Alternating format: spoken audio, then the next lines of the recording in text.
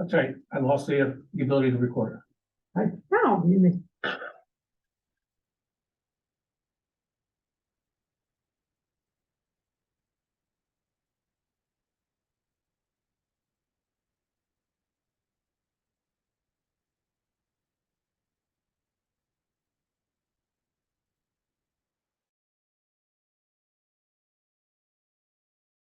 gotta pause and stop recording, but I can't pause unless I am. I guess I am. Okay. Thank you. Sorry. okay, all right. I'd like to call the meeting to order. We have a quorum. We don't have roll call.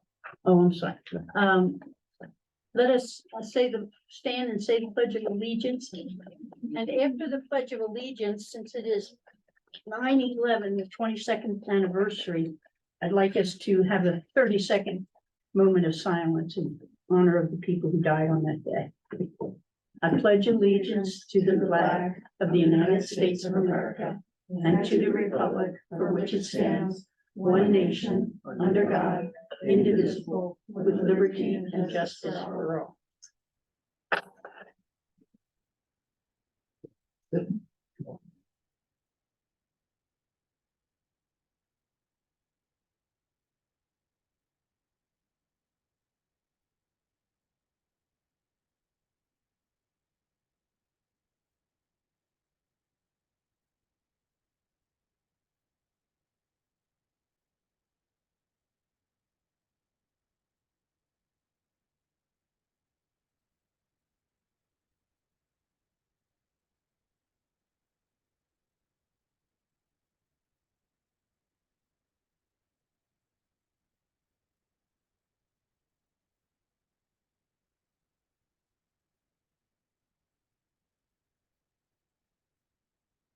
Thank you.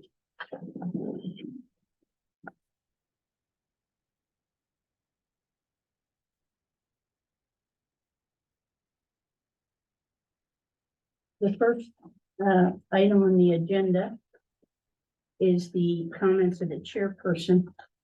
Our next meeting was scheduled for October 9th, but October 9th is Columbus Day and Indigenous Peoples' Day. The school is not in session that day, and some of the staff has made other arrangements, so we're going to push it back a week. And that would be on the 16th of October, the following Monday. Also, that means that John is not going to be here that night. He's our secretary. And so we're going to need somebody to take minutes. Now, last meeting, we learned how to take minutes. So, in my email to you, I said, check over your notes from that night. So tonight I have extra agendas. If you would take one, so that, well, John doesn't need it, but anyone else want to do? What we're going to do is you'll be taking the minutes. Yeah, I'm taking it. Yeah, okay. Remember, we got to put the time we started. We started at 6 p.m. You got to put that on it. 6:02. 6:02, okay, good. When we take roll, you'll say who's present, who's not. And you will, if there is a motion, you will say who made the motion, what the motion was, and that there was a second, and then you have to put the vote. Discussions are not mentioned in the minutes at all. So anything else, Tammy, that, no? Nope, that's great. Okay, good. So, and what'll happen was you'll take, this is like for your benefit, nobody's gonna look at it. And then John will send the minutes out that he has, and you can compare with what you have to what he has. It's just a little exercise. And then on October 16th, we'll need a volunteer to take the minutes. Hi. This is take minutes tonight, just for practice session. Okay, we need the roll call All right, Lorraine Hughes, here. Vernon Abner Dalton, he's absent. John Anderson here, Anton Younger. Here. John Maher. Yeah. Tamika is He's not here for an excused absence. absent, excused. And, Ariel is a, Yeah. Okay, okay, we have five present, 2 absent. okay, good. So we have our quorum. The next item is the public comment. We allow the public to, at this time, they have a right to talk about anything that's not on the agenda. They have 3 minutes to discuss it. And then during the meeting, the public can make comments on agenda items. As we'll talk about, we'll always ask the public if they have anything they want to say. Are there any public comments tonight? Let them in, say no public comments.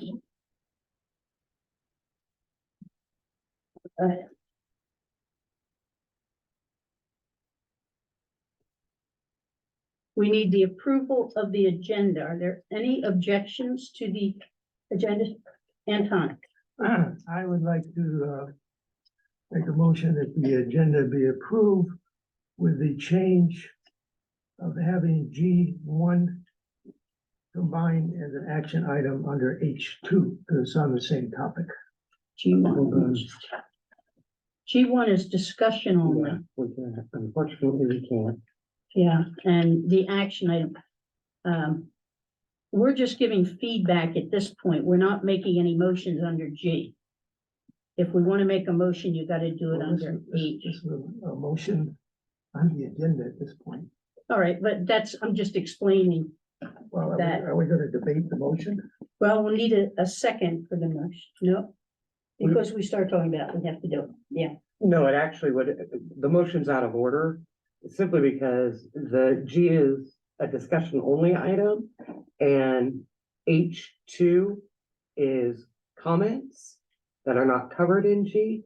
So we did not let the public know that we would take an action on this, so we cannot automatically now change it and say, oh, we will take action on it. We didn't notify the public. So we cannot take any action. There would not be any motion for either G or H2. okay, Can I speak to that? Of course. sure. All the items that are on G are on H2. Every item that's on G is on H2. But the G is going to be, H2 So they're just all says on the, comments. they're all on the agenda. yeah. These H2 is Anton's comments on G. And Yeah, the action we've told the public is that you'll make comments, not there would be any vote. on G, but you can certainly vote. Or on H2. H2, we said that the action that we've said is that it's going to be comments. But I'm There's sorry, nothing that's to vote the on. title. It's not just, that's the title of his motion is his individual comments. It's a report that he wrote up. And yeah, absolutely, you can give Yeah. us a report, but we wouldn't be a vote on it. Well, what I'm saying is everything that's on G is on H2. So all of those comments of trustee Reckler are part of H2. So I'm Not- just talking in terms of efficiency that we discuss them together.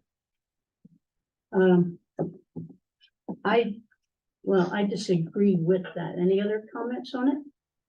Any other discussion? So the second, so you can. We need a second. So to clarify, you're not trying to make it an action item, you are trying to combine G and H2 to be heard at the same time. Correct, as an action item. So you want to move G to H2, And and all the the only items, action will be comments. and H is an action item, And we And told the G public is- that it would be comments. There's right, no vote. but all the items on G are also on H. So the public is aware that they're on for action. That's correct, but again, they're still just comments. Right, Bart? They're still just comments. we wouldn't be taking any action. Because we told the public, if you read under H2, H are action items, our action are going to be comments on that were not covered in G. But, So right now, his motion is to move G to be a part of H2. Mhm, We don't need a second because we already got into discussion on it. right.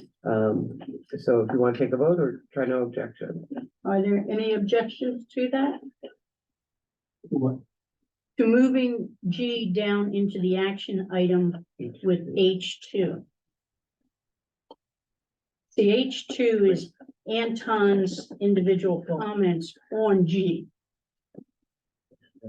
Just Yes. for clarity, John. so if we do this, we essentially just move G to, that becomes item 2. With G becomes item 2 under H, Correct. Yes, and then 2 becomes 3, 3 becomes 4. No, he wanted, the motion was specific to combine them, correct, sir? Correct. So G and H2 would become the same thing. G becomes part of 2. So the first step in 2 would be the trustee Reckler, and then it would include Mr. Unger's comment. They become one item. okay, so this is a motion. Don? Public comment on it? Sure. All right, can we do it before we vote, or? Absolutely. Well, then you get comment after you. Like this is the school board. When I read the agenda, I read that item G was for discussion only. When I read the agenda and I saw H2, I read it was comments on it. Not that acting on those comments. Okay, but it's an action item, so there may be action. I didn't put the No, there agenda will be no together, action. okay? We're not allowed to have any action at all?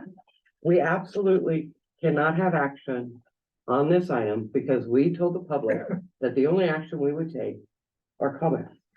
If we left the word comment out or put comments and any type of decisions, comment and vote, then yes, we could absolutely make a motion or do anything like that on them. But we have to go by what, Okay, this is a great lesson with minutes. We all know what we intended, right? The public can't read our mind. okay, so then if you want a vote on H2, we maybe should redo it for next month, or otherwise there is no vote being taken on your comments. But that does not mean that his motion is not valid. No, His the motion, Yeah, the but I'm motion just is saying, absolutely valid. that yes. would be a follow-up. Yes, if you wanted to You do would any not be voting on able it. to make a motion on your item number H2. Is that okay, Anton? Just because it wasn't properly on the agenda. I'd like to withdraw my motion. Okay, If there are no objections, because it was already seconded, so let's All right. deal with that one first. all right, If there are no objections, the all right, motion will be withdrawn. okay. So on your notes, you don't have to write that down. The motion. No, you have to ask, or if there are Yeah, no but objections. no objections. Yeah, Anton. No, we haven't actually dealt with that motion yet. Because the motion was seconded, Yes. we have it to belongs vote to on the it. body. No, we don't have to vote on it. He's made a motion now to follow up and withdraw his motion. He needs a body because now it no longer belongs to Anton, it belongs to the body. So you need to say if there are no objections, We that will- motion will be withdrawn. Okay. Are there any objections to withdrawing that motion? Perfect, No, the motion is withdrawn. That goes on the notes. yes. All right, Anton. I would like to move that item G and H to be postponed. We need to know the win, sir. To the next meeting. So the next till October's meeting. All right, so let's write that motion down. Is there a second on the motion? I'll second. You'll second? Okay, so then we can have discussion on it. So can I ask why you want to postpone? the Yes. item? I think it's important that we have a full discussion of the bylaws.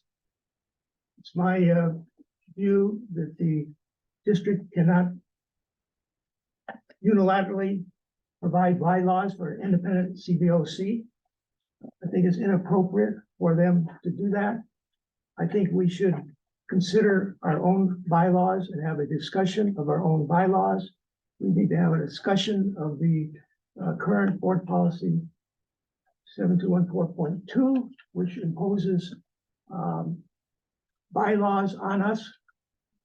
And I think it would be appropriate for us to discuss these matters as a total package, as an action item at the next meeting.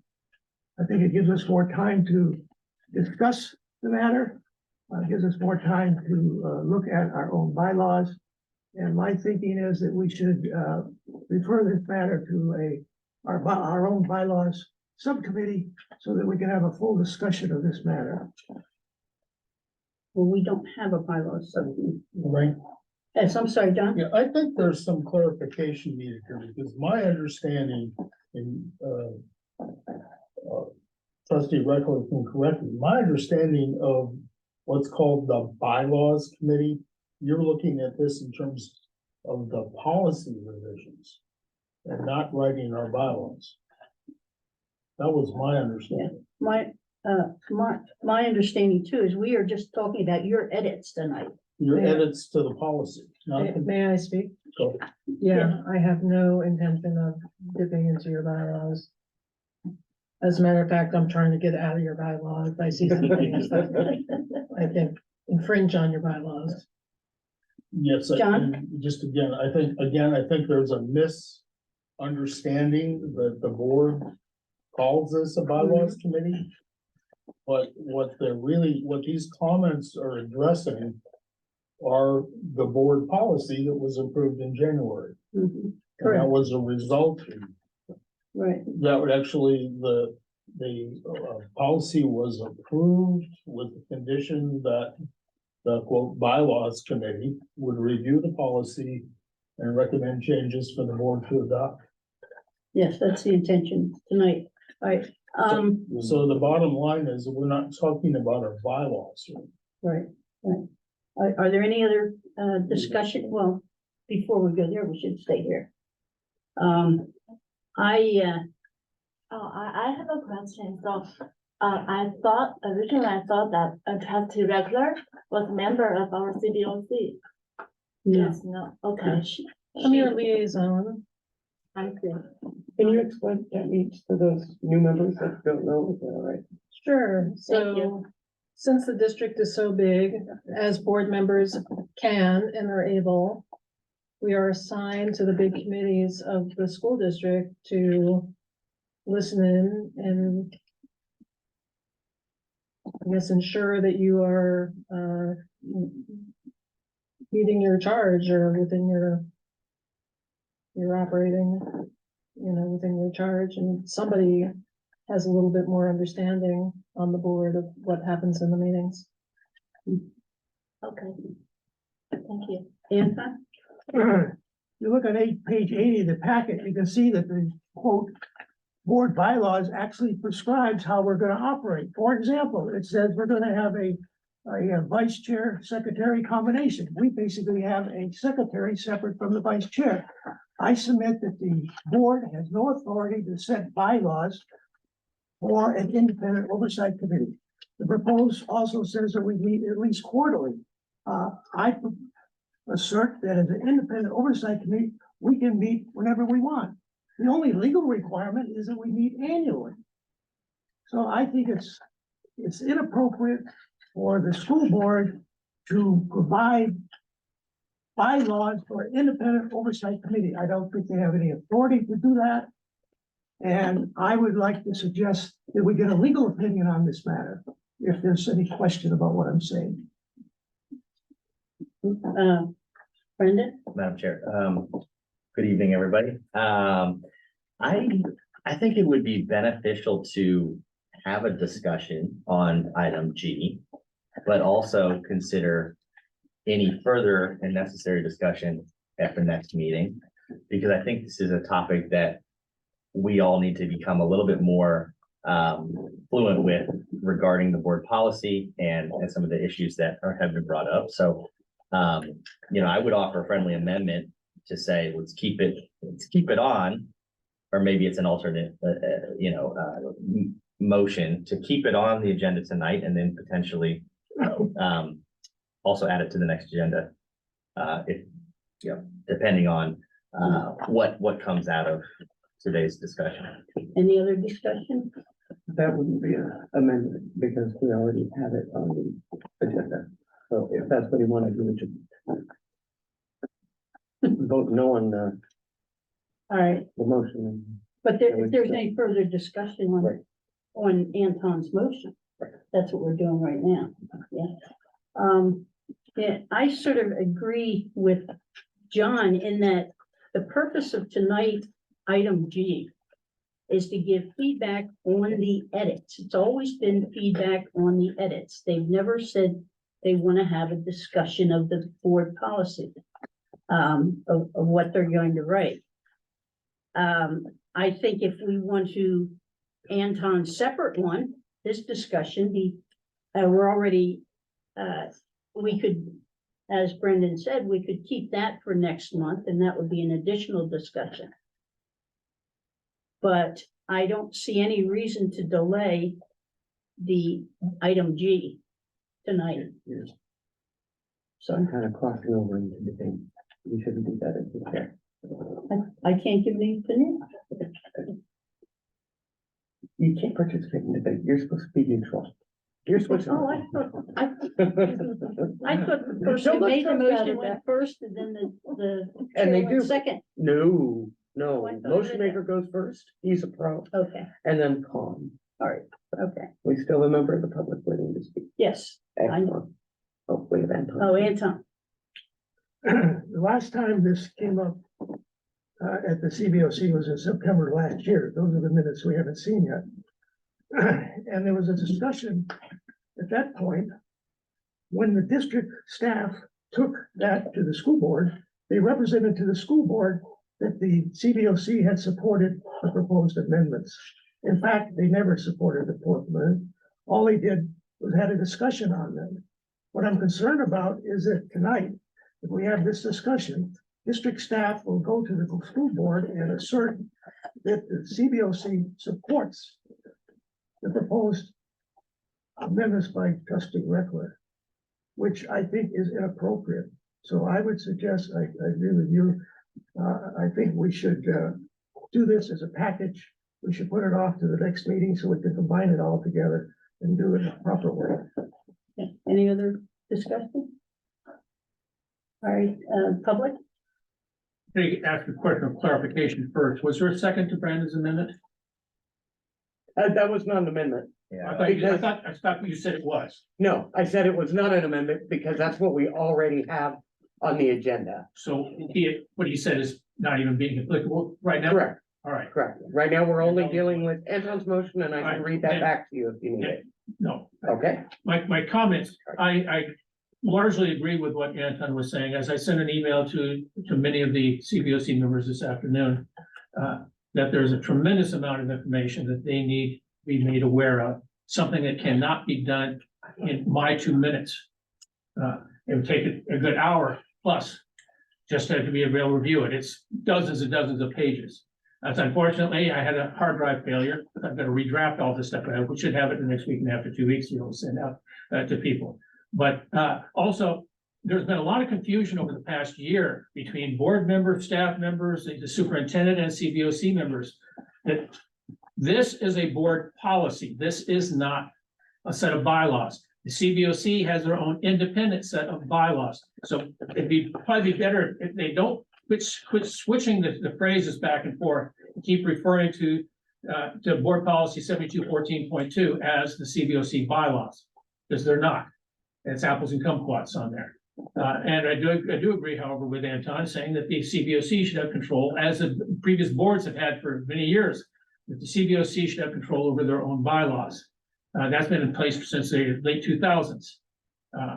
To decide, instead of having, we always have to keep in mind that the purpose of the bond oversight committee is to oversee the bond program, to make sure that staff and the board are doing everything that they're supposed to be doing.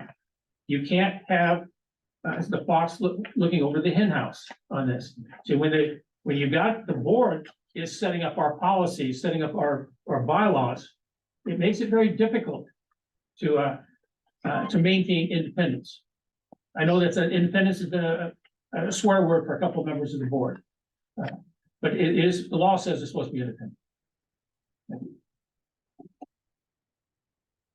All right, Yes, Sarah? so my question is, if trustee Gregory is not our member, why is she presenting the edits of bylaw? she is, Our bylaw. yeah, she's coming here to present her policy.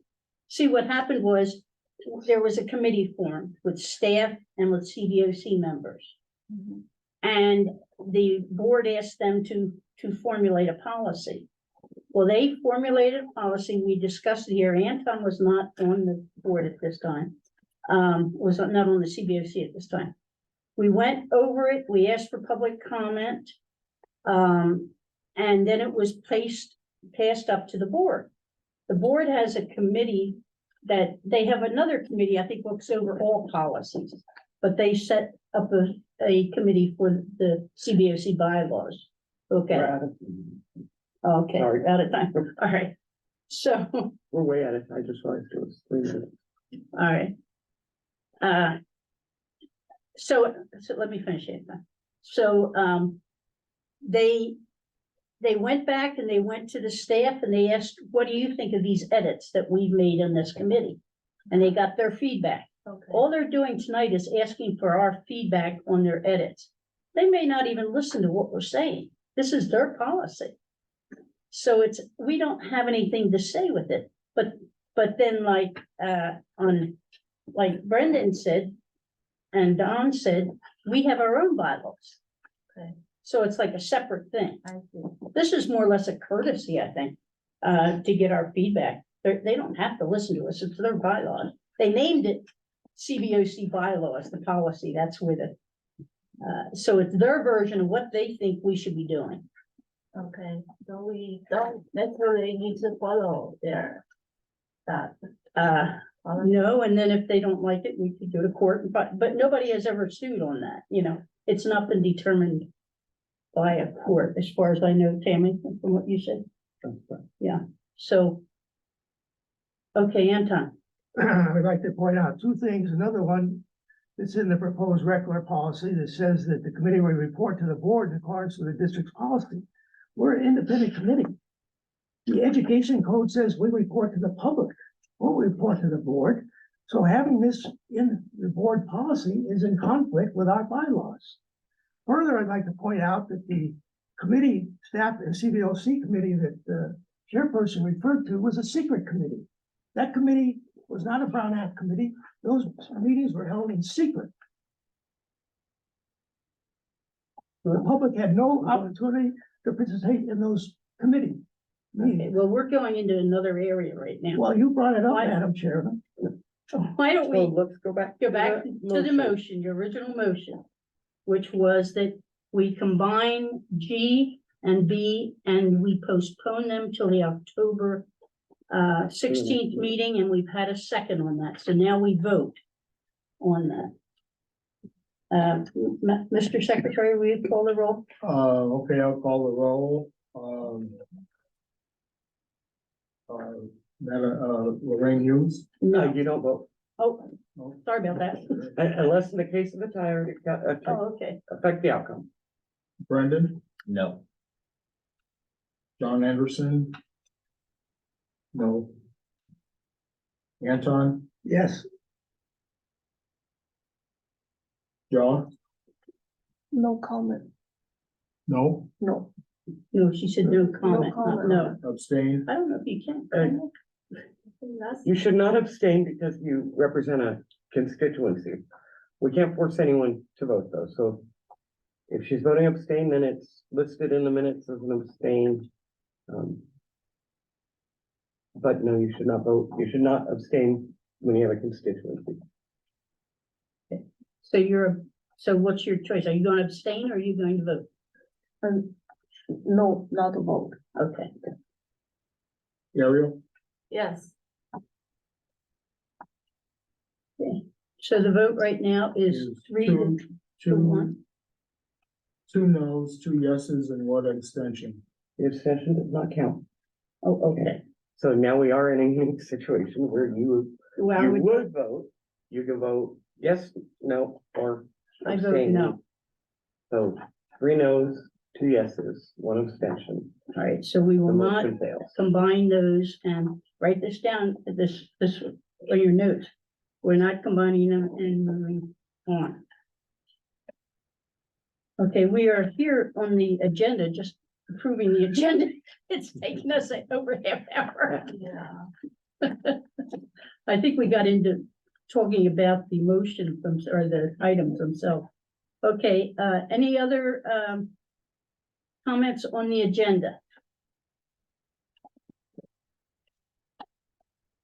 All right, no objections, then is accepted as amended, It's not. amended at or, all. well, the motion, No. no, it's not okay, for the agenda. all right. Agenda. Okay. All right, now, back to the meeting. The next item is the district report. Would staff like to take this over?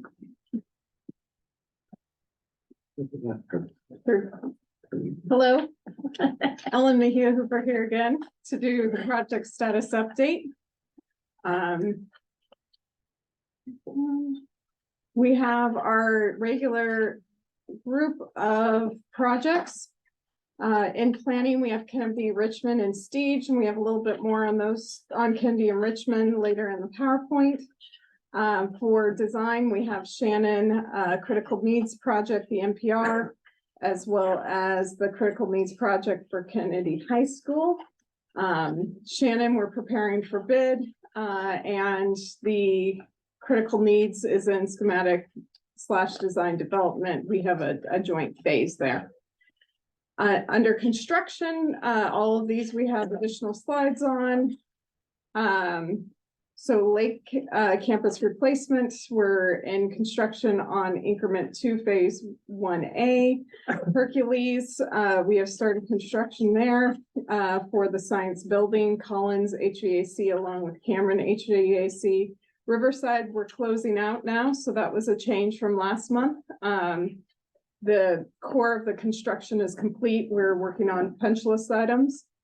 E-rate 24 is in closeout, Kennedy Fields is in closeout, and Pinole Valley, we're in review with the California Geological Society. Moving on. Maybe. So Lake Elementary School. We, on building A, we have started, sorry. Guess I need to zoom out just a little bit so the whole thing shows up and then it won't jump so much. Try this. There we go. So building A, we have the roof underlayment going on. So that's the block that you see right there. Also on building A, you can see we've got the window frame, the window surrounds going in, as well as the waterproofing layers that complete that assembly. The frames will go in shortly after this. You can see here a little down the ways the door frame has started. So those are going in. We also on building B and C, we're going to try to give you about the same shot every month from the roof of building A, looking at building C. Last month, if you recall, building B wasn't fully erected yet, and we didn't have the plywood sheathing on the clear story area of the flex. We also didn't have all of the steel up for the awnings. Another new feature is, like I said, the window enclosures going in. So those are all new and different from last month's version of this slide. This was just a really fun photo that highlights the open web joists, before we ended up closing in all the way with, plywood on the top there. This is in building C, and if you remember, building A is our furthest along building, building B is kind of in the middle, and building C is the last one as the trades circulate through. So this is the last building to get its roofing on, and we will see that coming along next month. There was also the installation of the main switchboard, or MSB. So we're excited to have that on site, especially because lead items for these particular pieces of equipment are insane. So we're really exciting to have that in and installed well before we needed it. So believe it or not, that was a huge deal. So Hercules Critical Needs Project, this is the 8 science labs that are going in the Hercules campus for both middle and high school. We are working with the existing utilities that are around the site. This shows the stormwater coming off the library. We are going to need to adjust some of the existing utilities. So that's currently shown on our issues on the status report. We're also digging out footings for the various retaining walls, especially on the high school side. There is quite a bit of a change of grade from the high school entry points to the new building. And so this is the footings going in, and that's the stockpile of dirt up here. So we're starting to form up those pieces. For Collins and Cameron Critical Needs Project, this will be the last month that I'm really reporting much on these until we get to the arrival of our switchboards, which are not anticipated for Collins and Cameron until either December or February. But we did have an active summer projects, and now we've really cleaned things up and school opened and people are using the site. So this is just showing the finished work as far as the ductwork being installed. This is the team enclosure that's in the corner. We have a duct to allow for the outside air. We installed relief vents. So we made quite a bit of changes. We even had to change the light fixture to be able to accommodate the equipment, but it all kind of went in pretty seamlessly on this project. Are we taking questions throughout, or? We have 20 minutes for the whole thing, so. If there are any quick questions? I just noticed. Public comment, Don? Did you say that you were waiting on a switchboard, Here. as in a telephone switchboard? Switch gear, Switch gear. electrical switch gear, so Okay. both, Switching. both locations have a I power heard upgrade. switchboard and what? Yeah. Thank you. We also installed new classroom door hardware. And it's not very obvious in this picture, but that was kind of the point. All of these metal shrouds underneath are all the refrigerant piping. So we put the piping on the classroom hallway roofs and installed a metal shroud on top so that it was subtle. And we have our condenser units installed within the equipment enclosure. And at Cameron, so moving on to Cameron, part of the scope of work beyond the basic HVAC project was to install new flooring in the hallway, the main hallway, as well as the other little side hallway. So this is just them putting down an underlayment, and then this is in progress of installing the floor. And at Riverside, we have also finished up Riverside. So this is just some completion photos. So we have the new kindergarten play structure with safety surface. We have the new 1st through 6th play structure with safety surface. And we have another photo that kind of highlights a few other pieces of this, that this side is all new asphalt. There's portions of new asphalt or at least slurry coated and striped asphalt on this end of the playground. We did put in new basketball hoops and tetherball poles, kind of rearranging some of the outdoor games so there wasn't as much overlap between places where balls would fly. We improved the drainage swell on this side as well as installed a new garden. So those are the pieces at Riverside. And then at Kennedy, modernization projects. We did have a steering committee meeting last week, which was great. And we were able to gather some input from the steering committee and the Richmond modernization. We have a community meeting coming up this week on the 13th at 6 p.m. And so both of these projects are in that scoping phase where we're trying to determine the scope and the budget so we can go back to the board with a fully defined project for each of the campuses. And so that's the phase that we are currently in. We will be in that phase until about mid-November, when we hope to bring a recommendation forward to the board for both of these projects. I'd just like to encourage anyone who is available on that Wednesday to go to that meeting, because you get to see part of the whole process that you go through, and you see how much community involvement is in it. So if you have time off, please. Is there an online version? No, it's only in person. It'll be an interactive session, so we'll break out into small groups, which makes it difficult to do a hybrid.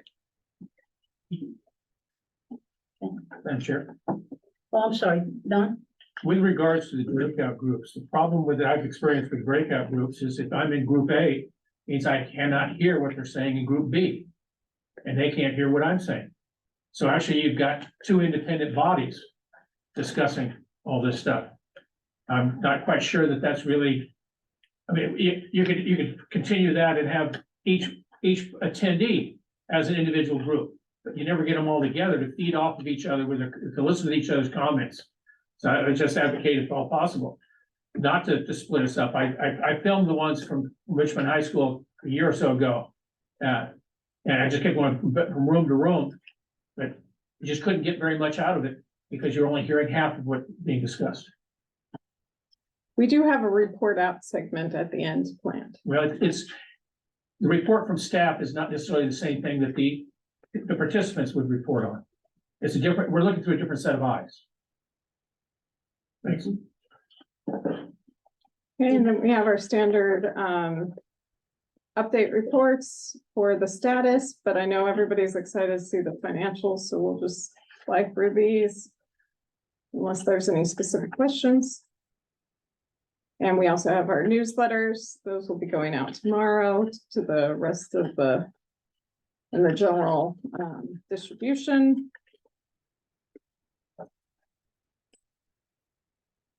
They cover very much the similar information that was in the PowerPoint. You can do it, little computer. I'll turn it over to Melissa. These are the financials, Melissa, you got it? Yeah, good evening, everyone. Tonight I have some draft reports. They are not finalized, but due to a significant amount of staff turnover, we are working to try to get the suite of reports back to its monthly publishing. But we wanted to share some progress with you. So one of the things that you'll see on page 43 of the packet, this is the consolidated budget status report that comes out of a system called accountability. And one of the things about the district's bond program is it actually dates back to 1998. Very large, long program. And so one of the things you'll notice when you see this is this report is reporting on historical projects as well as current projects. Couple features of the report. The one that you see That's essentially elementary schools, and then the 2s will be middle schools and the 3s will be high schools. You'll also notice that current and active projects have an asterisk next to them. So you can see there under Cameron and Collins, which Ellen just reported on. She shared some pictures, talked about the HVAC ductwork. You can see the financials for those projects represented there. There are some projects not included in this report. And there is a footnote at the end for 1998. These reports are still draft.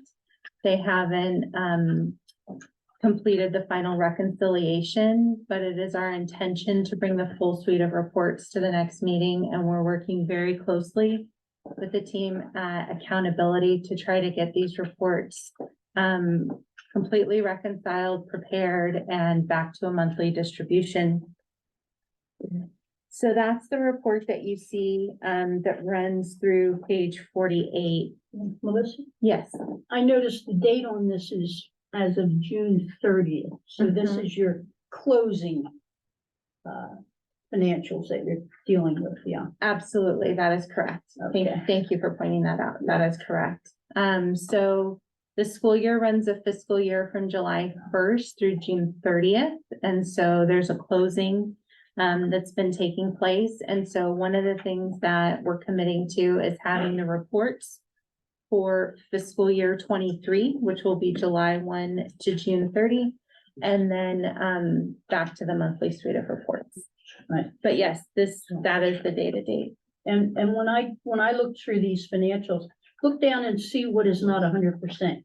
So that's what's still going on the right-hand column. So then you can look at this report, the chart that we get, and see how much of the total thing is done. The 100 done, we're done with it. It's been finished. And once the reports are reconciled, we'll have mini versions of this report where this will be the entire program. We'll do just the facilities master plan and then Measure R separate, but we want to get the numbers right first.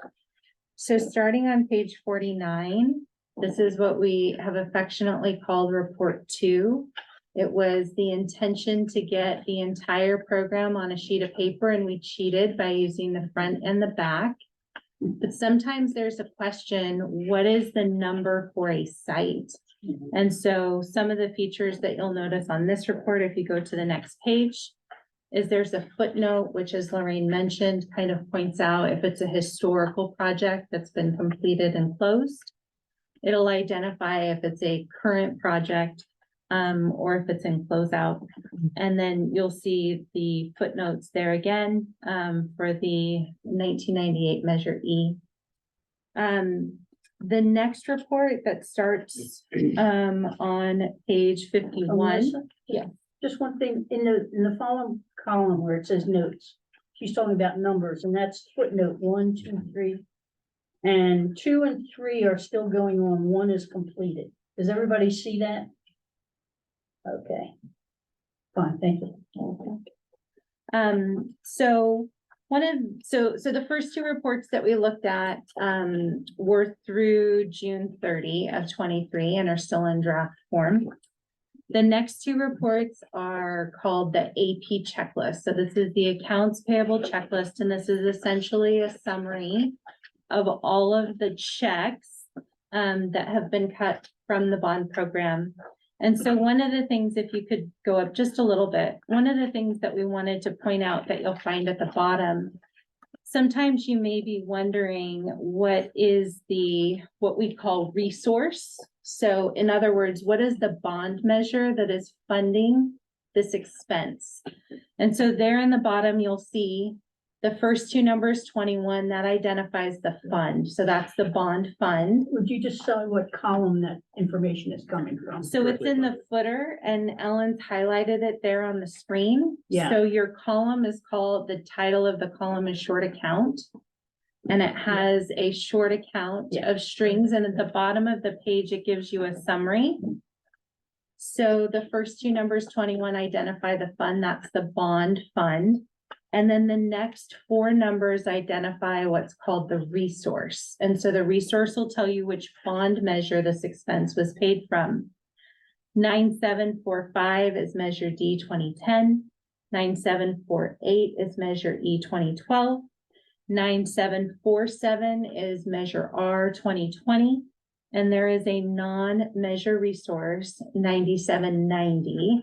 And that's where interest earnings, state funds that we've received as matching dollars will be placed. And so one of the things you can see in looking at this report is you can identify the vendor, the check date, the account, so you know how, which measure funded this expense, along with a short invoice description. And so we have provided the AP checklist for July of 2023 and August of 2023. And so at this time, if there are any questions, I'm happy to answer those. I just want to make one final statement on the short account column that we were looking at. The last three numbers, that stands for the school. These are all munis, accounting codes. And I have a list of them, and I've made a chart up, which will explain the different numbers for you. And when we do training, I hope to get it out this month. When the auditor comes, they look at your checklist first, don't they? They request a full sample of all of the expenditures against the fund. Yeah. Yes. So hopefully what we will do when we get the training is we'll take turns, and every month we will check these. And if there's any questions, then you can ask them at that time. So essentially we're doing a little bit of what the auditors do. But you'll get more information on this. And extended details about the chart of accounts and what all of these numbers represent is also included in the program management plan. Okay. Oh, the last item, the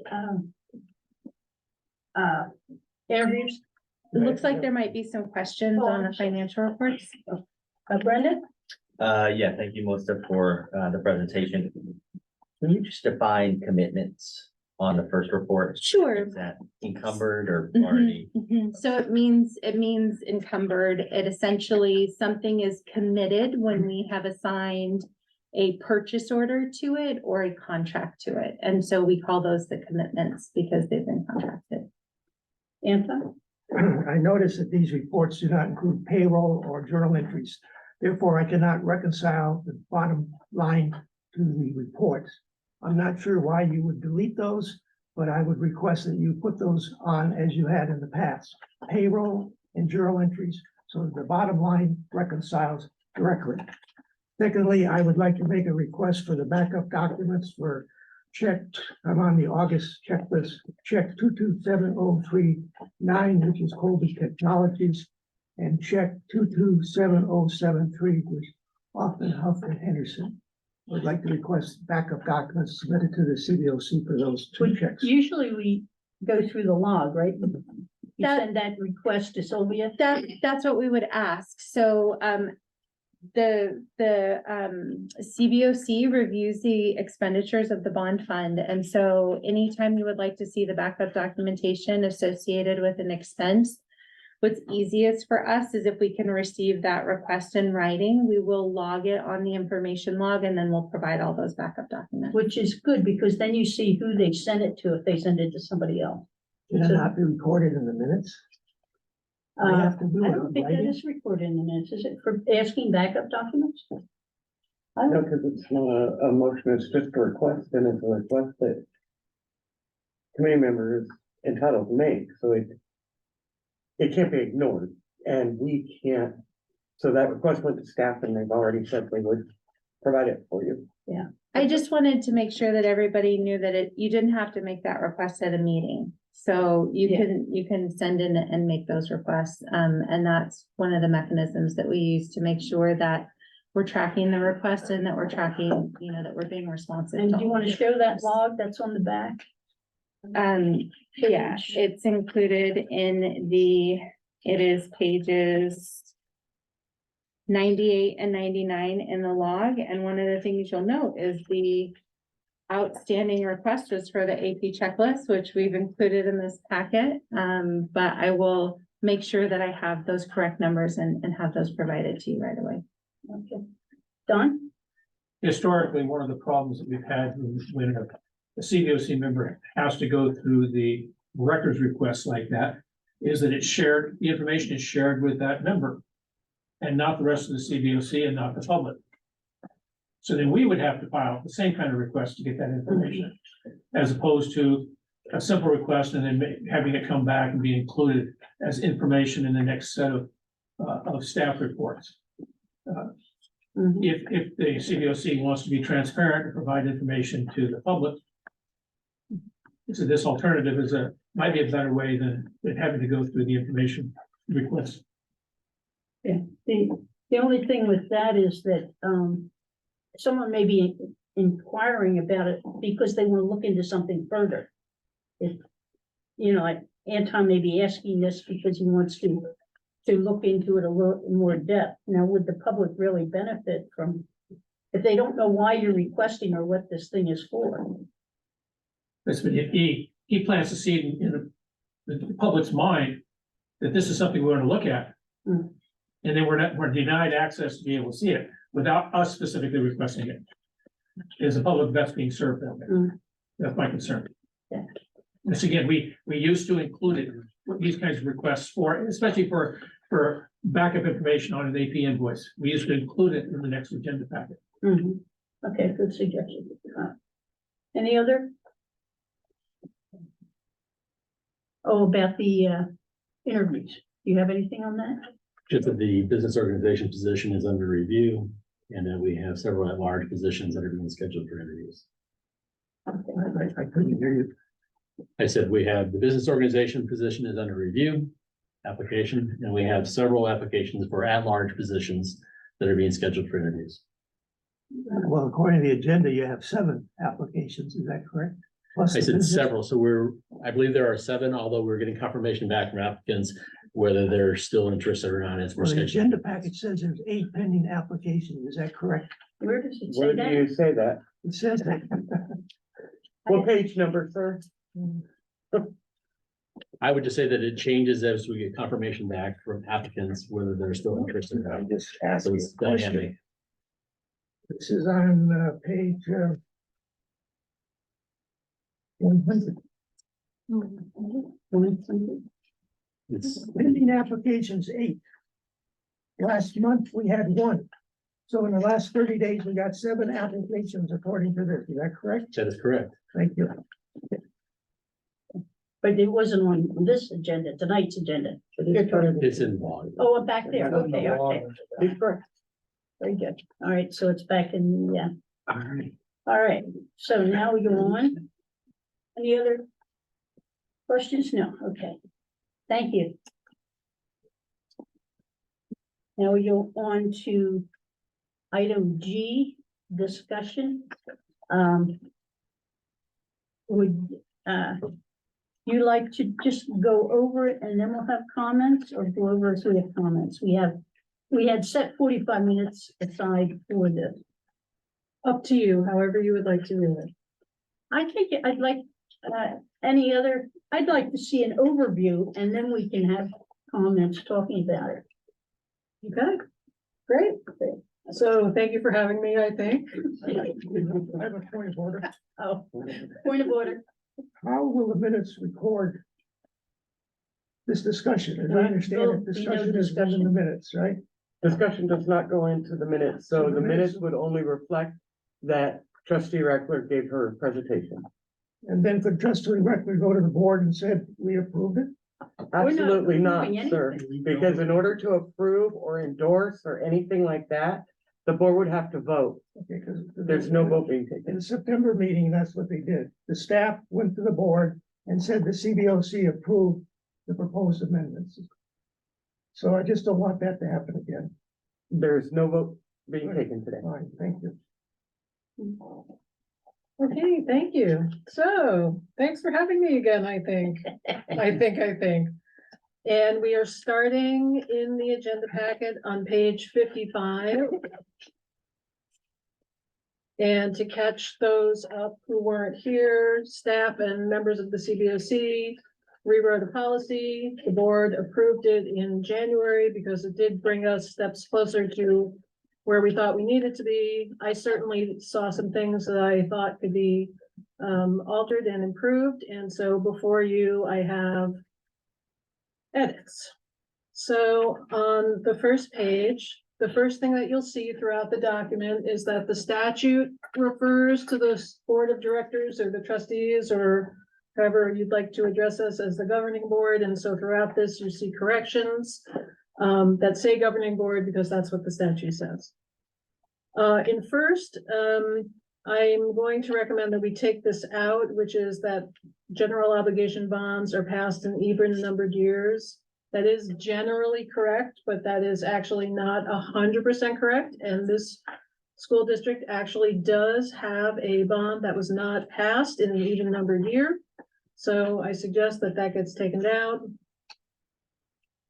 And then if anybody wants to read about how they decide when Prop 39 bonds goes on ballots, you can go to the Coalition of Adequate School Housing website, and they have a Prop 39 handbook about best practices.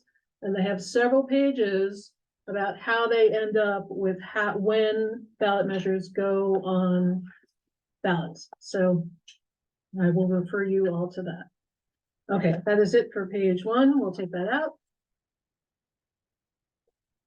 Next, there's nothing on page 56, which is page 2. And then on page 57, which is page 3, once again, it's just the governing board aligning to the statute.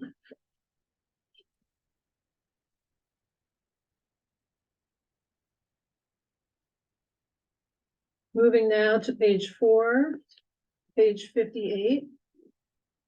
It's a simple adding of a the matters within the committee's review. The was left out, added that back in. It's 4.3, right?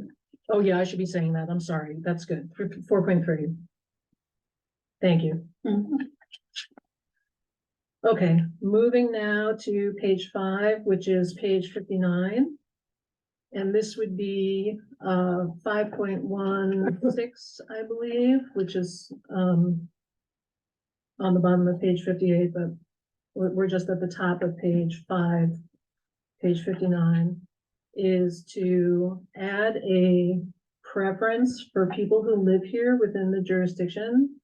So except where restricted by statute, and there are certain seats that are restricted, membership preference shall be given to those that own real property, live, and I'd also like to take out meaningfully work, just work, within the jurisdictional boundaries of West Contra Costa Unified School District, yet meet the governing board's desire for diversity of expertise and experience. That was, that's an addition.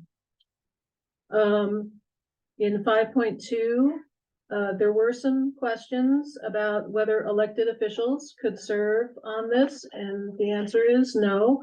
That is included in this education code. So that's just a comment. It does not need to be included. It's already in the law. Moving down to removal.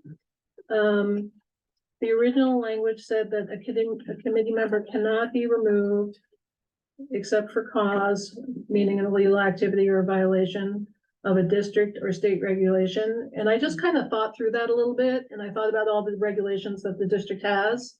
And I might want to see some different wording there, because if you were smoking on school property or outside here, yeah, you are actually in violation of a district regulation. Or if you skateboarded on district property, but would we throw you off the CBOC? No, we would not. So in my mind, I just kind of thought, all right, well, maybe there needs to be some rewording. Additionally, though, I think the committee has the right to remove people if, say, someone doesn't show up for 2 years.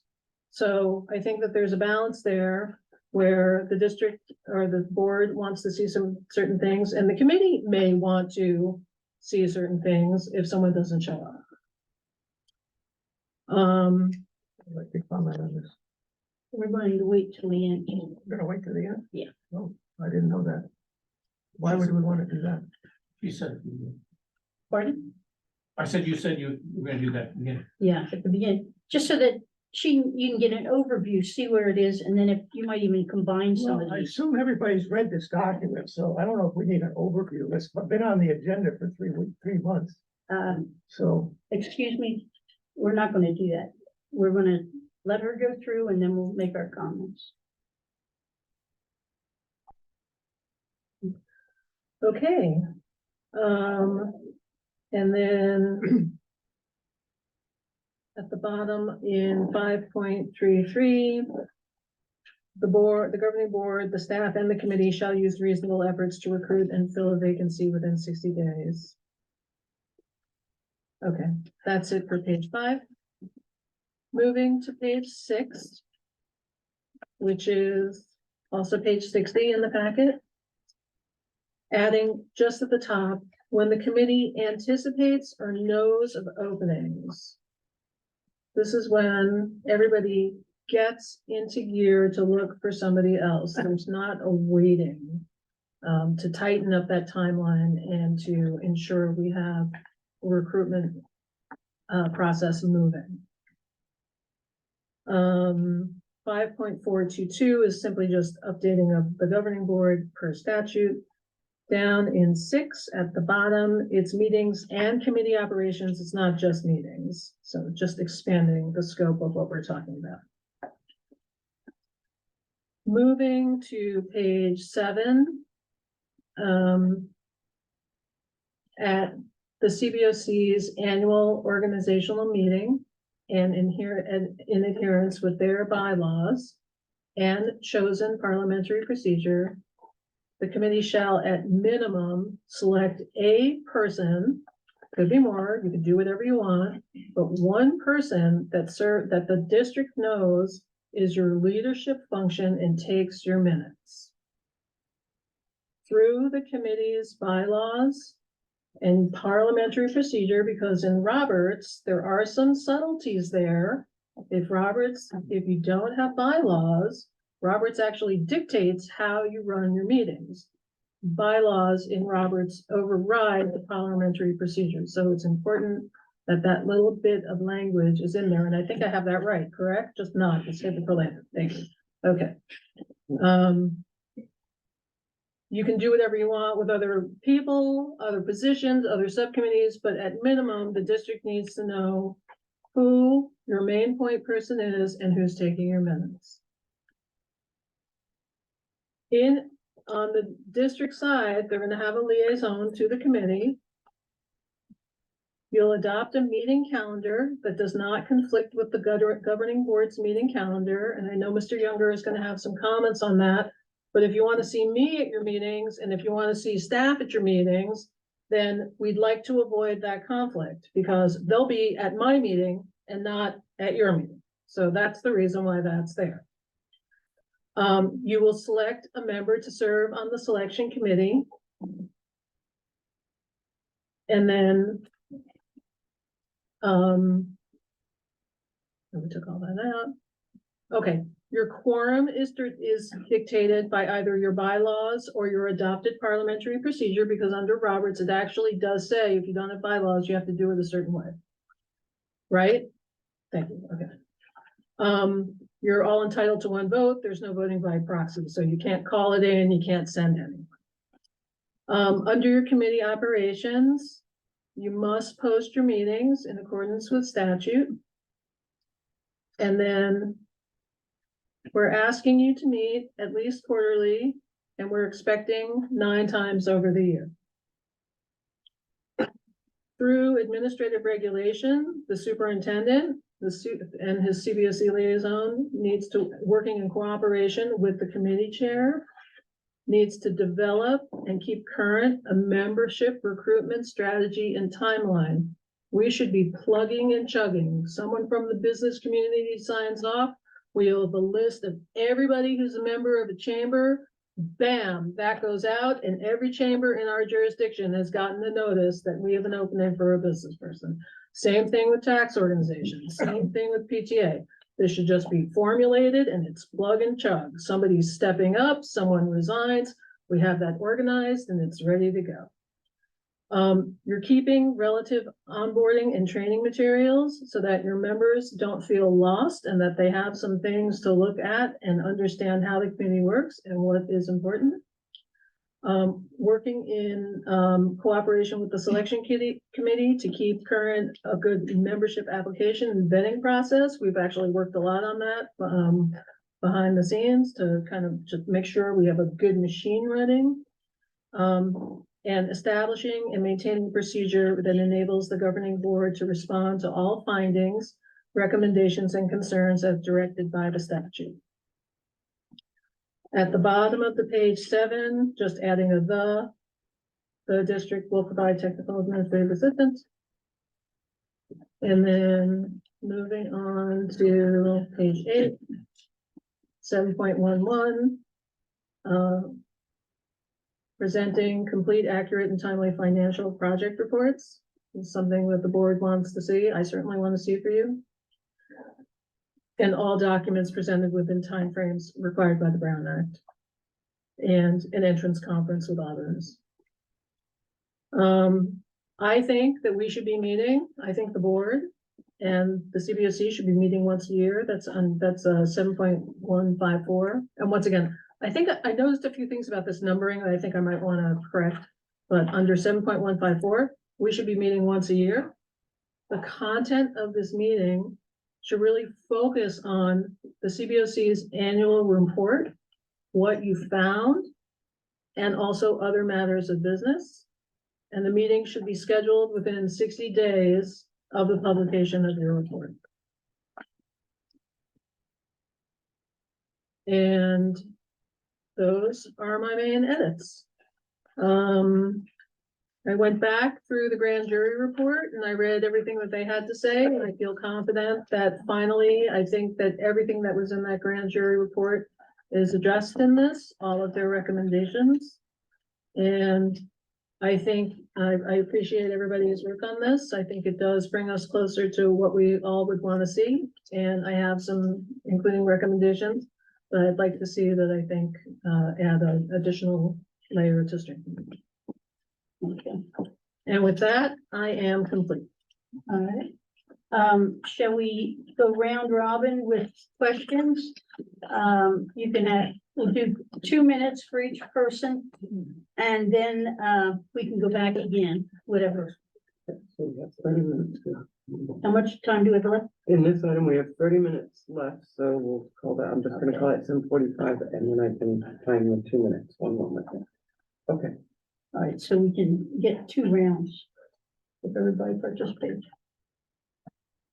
Okay, John, do you have anything? Yeah, one thing on, item, it's on page 7, it's item 6. It's the point that says the committee shall meet at least quarterly, and then you've added and is expected to at least meet 9 times a year over the course of the year.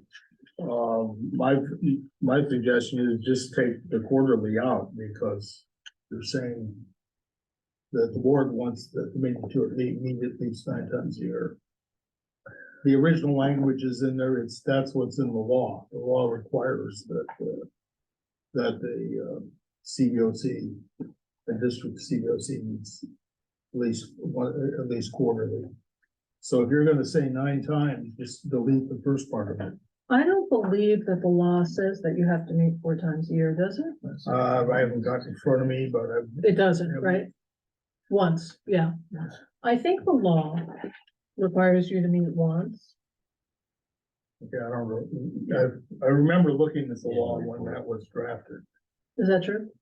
I believe it's once and it would be for the annual report for sure. So we put a floor 4 times a year because we think the program. Yeah, the floor. Let's, Yeah. let's, Yeah, let's get back, excuse me. The comments come through me. Oh, I'm sorry. That's okay, that's Yeah, okay. Justin. Okay, so John, do you have anything further on that? No. Okay. The only one, I do have one other thing, and it's related to the precedents at the end. Because the CBOC is independent, the order of precedence as legal statutory, this policy and the committee bylaws. Because the committee is independent, it really should be independent of the board. It really reports to the citizens. The board policy, in my view, is just a mechanism for the board to create, the CBOC. So if it's once the policy is set up, Okay, go ahead and all do it. right, And then, the CBOC is essentially on its own. okay, Leslie? May I just clarify, you're talking about 9 on the Very bottom of bottom. page 8? Very Is that last- correct? Yeah. the order of Okay, precedence. then I will take that to review. Thank you. Okay. Lucia, do you have anything? No. You have a question? Anton, do you have a question? Ariel? I don't have question right now. Okay. Brandon? Yes, I do. All right. Trustee Reckler, thank you. So generally speaking, I think it would be really awesome to be able to have some clarity on how the board policy relates to our bylaws. And vice versa, and just kind of black and white. How does the cookie crumble there? I also think we could benefit from generally, or rather specifically calling out roles and responsibilities of members of the CBOC, as well as the board liaison, as well as staff members. Clear, nice little table, roles and responsibilities. On page 101, the purpose of this policy states that at the top of the page, item B, establish the policies. What item is that? Item B, Being what? oh, it's at the top of the page on, sorry, page 2 of the, Okay. All right, what item? Item B. page 2 of the policy, and at the top of the page, item B 6. in the Oh, I first see, in paragraph, the first paragraph. establish the policies and procedures for the form, operation, appointment, and related matters of the Pool Bond Oversight Committee. Again, I think this, calls into question, what's the point of our bylaws? If this policy is establishing kind of what I expect the bylaws to establish. And then on page 5, the third paragraph is about the committee member may be removed. I just would like to have a conversation about kind of in the context of being an independent body. And then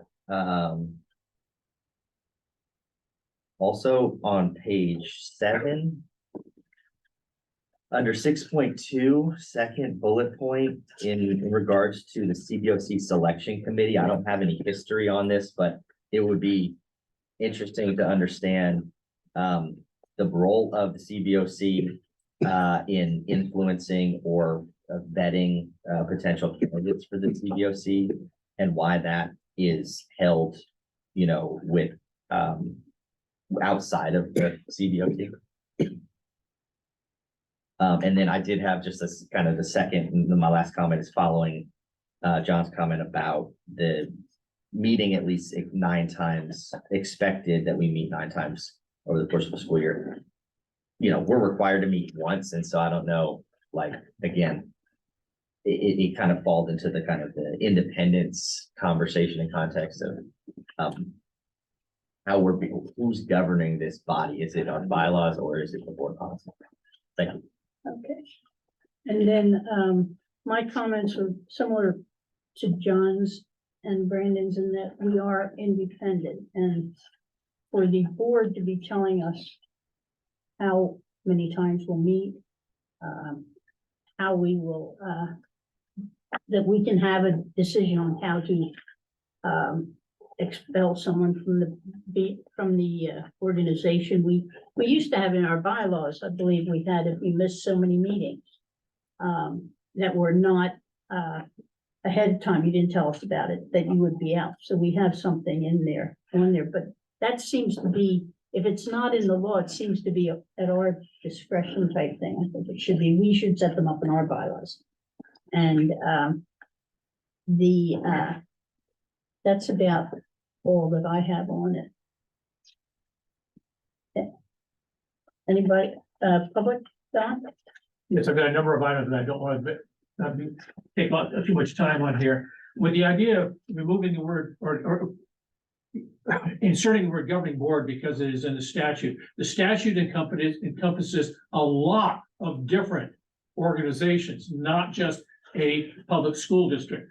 So they use governing board. I think if I were to see this and I didn't really know exactly what governing board you're talking about, are you talking about our Board of Education? Are you talking about some other governing board? I would prefer making it crystal clear in there that we're talking about the WCCUSD Board of Education as the governing board on there, and not switching it out to the words governing board. Okay, it was mentioned in there, the board's desire for diversity. Where's that written down? How do we know what it is? And does it change? As if we don't have a clue what it is, how are they supposed to follow it? It needs to be spelled out. Okay, and 5.1.1 is very similar to 5.1.2, where you talk about the business community and the senior organization. My application is being held up, for instance, right now, on the question of whether I belong to a business organization. And Trustee Reckler mentioned in particular the Chambers of Commerce. Chambers of Commerce is extremely expensive to join. Minimum of $550. If you're a one-person shop like I am, I own two businesses. I can't afford $550 to belong to a Chamber of Commerce. And you've got 5 chambers of commerce in West Contra Costa County. Sorry, 4. Hercules and Panola are merged together. And what senior organization represents us all? We don't have one. We don't have a business organization. So it's not spelled out on there. But so my application is being withheld because of that on there. Although I also represent the Contra Costa Building and Construction Trades Council, an advocacy group for businesses in all of Contra Costa County. All right, on 5.2.2, what actually constitutes? What actually constitutes? That's 2 minutes, but I think we have time left, so let's go around and we'll get to you on that, okay? Anybody else have anything to say? No. Okay, Don, continue. Thank you. 5.2.2. Sorry, I'm sorry, go I didn't ahead. know if parliamentarian was shutting me down. No, I'm just verifying that we were still doing the 2 minutes that she announced earlier. All right, 5.2.2, what exactly constitutes cause? Missing meetings is one thing. But here's an example, because this is the kind of thing that actually happened in a different CBOC. A district removes somebody. And I'm gonna be a little bit facetious here, but what happens if I show up in my white robe and pointy hat with my Nazi slogans on there? Is that just cause? A lot of people would say, yes, it is. But it needs to be spelled out. What is just cause? And that's not done by the CBOC, that's done by the board, what constitutes just cause is. It's a lot of generalities here, but nothing really spelled out on here. On your selection committee, this is the only place where we're seeing it now, they're using the word selection committee. It's not filtered. I thought it was supposed to, all applications were supposed to go to the Board of Education for public review, discussion, and vote. But it appears that there's a selection committee deciding who gets to see these on there. And also on there, is on 6.2.2, and now it says select the member to serve on the CBOC selection committee. I thought there were supposed to be 2. The is a singular. All right. On the joint meetings, I said there should be 2. This is the only opportunity where the CBOC has to actually speak with and discuss things with the Board of Education. Otherwise, when I was CBOC chair, I had to stand before the Board of Education, and I had my 5 minutes or my 2 minutes to speak, but it was not a discussion. I say, but when you have a joint meeting, you're able to just actually discuss things, and you don't limit it just to the annual report, because maybe that's not what the CBOC wants to discuss. They want to discuss something the board is doing on there. And now, what is the last 3 pages of this report supposed to mean? We're not clear. I'm seeing your proposals, but then there are 3 more pages at the end. I'm not sure what they are. The other member of the public here is not sure what they are either. It would help us to get a well, the other clarification. member of the public could speak for himself. All right. I thought we were representing the public. We, the public. I said the other member of the public. He and I've already discussed it. All right, If you want to say, this member of the public has no idea what those 3 pages are. He's referring to page 9, 10, and 11, as I understand. I think they're references, aren't they? They seem like it says, concerns registered by, from the board members during a meeting. May I speak? Shirley, I'm sorry. Sure, it's all the notes that I collected through the meeting. That's page 10, Mr. Gosney's concerns as I understood them. And then I tried to go back through the bylaws, because at that meeting in January, there was a lot about, like, did the CBOC even have a set of bylaws? Like, I couldn't find it. And then I found something which I now understand wasn't accurate, so I, just try to piece together some of the other comments that I heard. And then I went through the grand jury recommendations best that I could to see what their recommendations were, and did the new policy pair up with it. So those are my notes, and the member of the public is more than welcome to reach out to me to discuss it. It should the member of the public desire. I hide nothing. I provided it so that the members of the public could see my thought process. And once your committee gives this to the board will have it'll be in their agenda, and the public can make comments then also, can't they? Correct. So the way that the board is supposed to work is all policies are supposed to be heard in one meeting and discussed, agendized as a discussion item. And then in the second meeting, they are supposed to be voted on. Okay. Any other questions? Madam Chair, can I, Yes, I'm sorry. I wanted to just share a little bit of information. I was one of the staff members that was on the subcommittee. It was 2 CBOC members and 2 staff members to draft the policy. We looked at 17 different resource documents and reference documents. One of the questions that I heard today was kind of how the selection committee came to be, and that's actually a grand jury recommendation. So one of the things the committee looked at was what were recommendations that were made from other kind of third parties, the forensic accounting investigation, the grand jury report, the Little Hoover report. How did we take kind of those questions and those recommendations and try to incorporate it into the policy? So that's where the CBOC membership selection committee came from. It was actually a grand jury recommendation. And I think kind of the basis of that, and kind of a question I had heard earlier today too about, kind of what sets the precedence. The Ed Code identifies a number of, you could call them like the 4 corners, right? These are the guidelines. And so the Ed Code says, here's the statutory members that you have to have on the committee, and here's what those requirements are. One of the things that Ed Code 15278 does is in A, it identifies that the board has to establish and appoint members to the CBOC.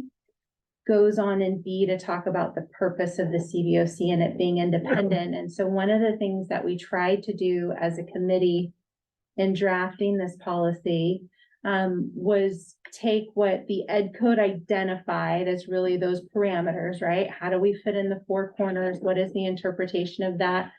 What are the viewpoints from CBOC members and from staff? What have we learned over the years that worked well that we wanted to make sure would continue on because they were things that we built? What were things that needed to be improved?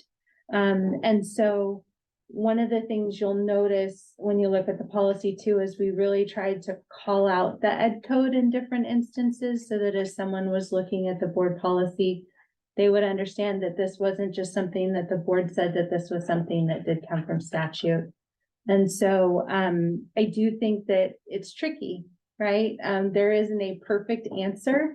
I don't know that there's a perfect policy, but I do think that Ed Code 15278 kind of sets the stage for kind of that conversation of what is the board's role and then what is the CBOC's role. And we tried to use the statute to really kind of line the board policy. So I just wanted to share that tonight because I know that past isn't necessarily present in the conversation tonight, but I did want to be responsive to some of the comments that I heard, just to give a little bit of background. Good, thank you, thank you. Okay, let's move on to the action items. We have approval of the minutes. Now, those were handed out in the agenda packet and is for August 14th meeting. This is a draft.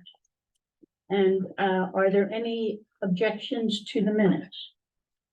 Yes, Anton, we do the minutes on 67, 57. 67. 67. I wanted to ask, is it appropriate to approve the minutes with a proposed correction? Is that in order? he wants to see, can you make a motion to approve the minutes with an amendment? Well, yes, but since we don't have there's no objections, you can go ahead and make your motion for the correction. Okay, well, I'd like to move that the minutes for August 14, 2023 be approved with two amendments. One, that the We gotta take them- attachment, we gotta take them pardon? one at a time. Oh, yeah, They're two separate motions, sorry. well, you're gonna make two motions? I know, I'm sorry. Is it easier just to postpone? No, No, all right. I would like to, I would make a motion then that the August 14th, 2023 minutes be amended to include the attachment from John Anderson that's referred to in the minutes. under what? Where in What the- number? It's item A3. Where it says include in attachment. Oh, all right, you want to add that to the, To the minute? Can I make a comment here? John? These are the draft. So what'll happen once we approve the body of the minutes is all those attachments that were on the agenda that are referred to here will get attached to the minutes that get posted. Well, how would a member from the public know that reading the minutes? Because they're not here. Well, then I basically have to go through each time and put take the minutes and take all of that attachment. Basically, what I do is take the attachments just pull the agenda off and stick the minutes in front of it and attach all the attachments to minutes. That's Or you don't put that phrase in the minutes. It's an easier way to do because they're already there. Need to have. Mr. Unger has made an amendment that is certainly valid. So you can say if there are no objections. Okay. I'm sorry. Three will be included in the attachment. okay, I'm happy to, if I'm happy to withdraw that motion and just say the minute, my motion would, may I do that? Mhm. I would then just make a motion that item A3 where it says include in attachments, just delete that. okay. Then write this on your notes for your, So you want to delete included in attachments under A3. That works. Okay, I know, all right, are there any objections to deleting included. included under A3? 1, 2, 3, okay. No objections. Do Yeah, I believe we had another. you have another amendment? Yes, ma'am. Okay, C 3, it talks about the financial and performance audits. And it says G, you mean, or C1C. C1C. okay, And it says a motion to accept both reviews by Anton Young here. Basically, and it's noted in the minutes, one review was by me, one was by Lorraine. So I think all we have to do is say, add and Lorraine. I'm talking about the phrase, But there were- motion to accept both reviews. That's the motion you made. yeah, to accept both I'm reports. sorry. And you made the motion to accept both Yeah. reviews. But they were and not it was both my seconded. reviews. No, but the motion was motion was that fine, you yeah. made was to send both of the reviews onto the Right. thing. So that's essentially what it said, your motion was. That is But correct. it says For the last- the reviews were by me. It's just a little weirded, Yes. worded. So It still is proper English. I certainly understand where the member is coming from, but it is you that made the motion. As you all are taking your notes for minutes, it is always best practice to put the name of the person making the motion first. So we would say, in this case, Anton Unger moved to accept both reviews. That way, anytime you're writing minutes, you would have that person first. This is not incorrect. It's just a different way of doing it. Well, I would not object to the language you stated, but here's the impression that I wrote both reviews, and I did not. So I'm happy to have accept both reviews, period, or add reviews by Anton Younger and Lorraine Hughes, whichever pleases the body. Any objection? Okay. Yeah. So what is it, what are we agreeing to? It would be, and. And your Lorraine, name, you'd and be Lorraine. adding my name to that. No, my understanding of the agreement was the wording will be changed, motion by Anton Yoder to accept both reviews. Move Anton Younger he made the motion. Then his name would be first. Yeah, well, his motion by, No, before motion. It would be Anton Unger moved. okay, Is that Yeah, that's fine. acceptable? Is that? And just reviews by. Okay. Motion to accept both reviews. Any other corrections to the minutes?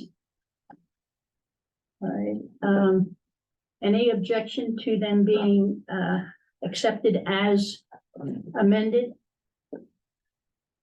No, okay, minutes are adopted. We're on to the next one.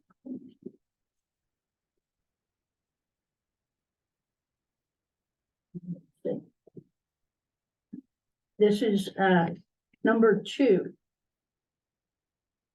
And Anton, do you have anything that you'd like to add in here? You have 10 minutes. I would like to move that the board policy 7214.2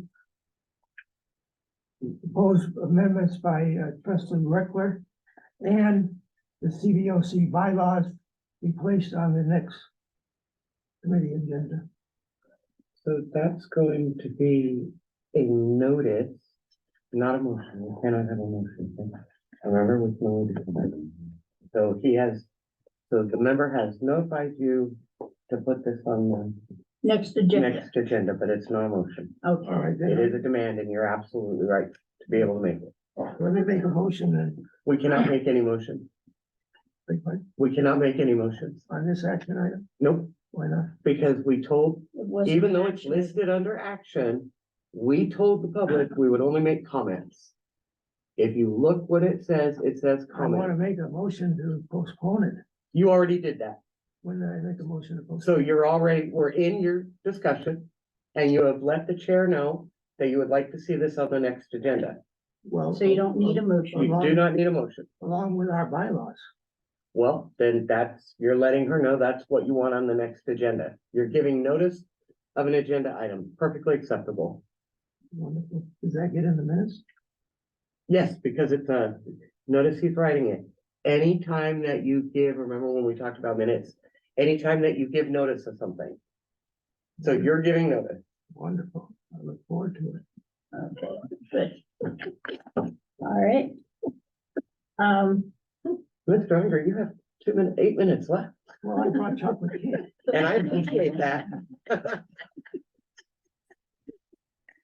just adore you, so you're ready to move on. Now we're getting on to the annual report. Don't see a time limit. Oh, yes, I do. 30 minutes. You want to deal with item 4?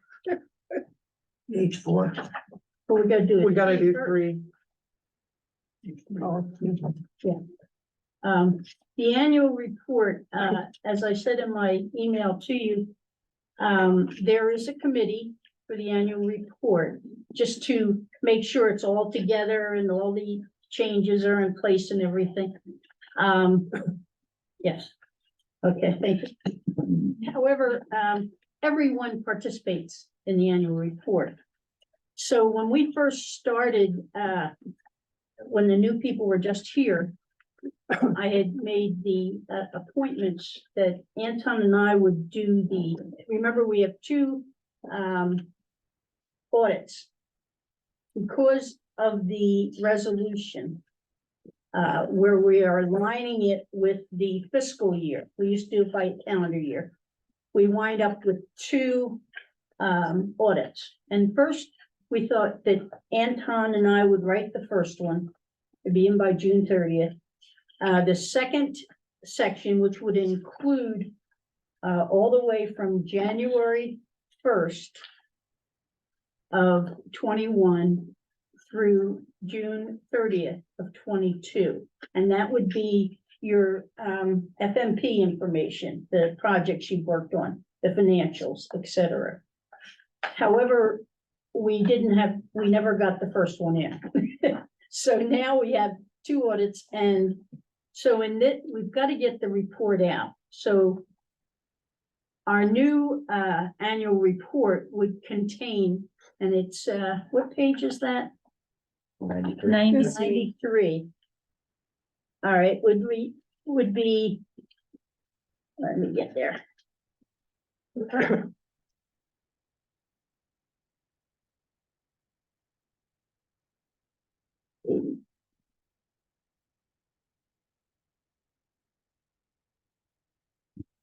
Here we go. The overview. It would contain there are several chapters. If you look at the next, or I'm sorry, the previous page, is it? Where you have the outline. I took the outline from the 2020 audit or annual report, which is the last one we did. Is And that the table of contents? table of content, yes. The following page. 94. Okay. Yeah. And you'll see on the right, you notice that the body of the report is from the executive summary up at the top, all the way through chapter 7, about halfway down. And that's 41 pages. Then all the remaining pages down to page 115 are all appendices that relate to the material in those. So essentially you have 7 chapters here to the report. And it's broken up into there's an introduction. The executive summary is usually done by the committee chair. You have chapter 1 is just a general oversight of the citizens bond, where you have the biographies. You have the introduction, the general introduction. The main body of it is the financial is chapter 3. And the audits are chapter 4. There is a forensic accounting investigation, which started in 2016, and nothing has been done over this period. So that essentially would be a very, very short chapter. And then the long-range facility master plan, that's where we tell everything that's been constructed in the different schools.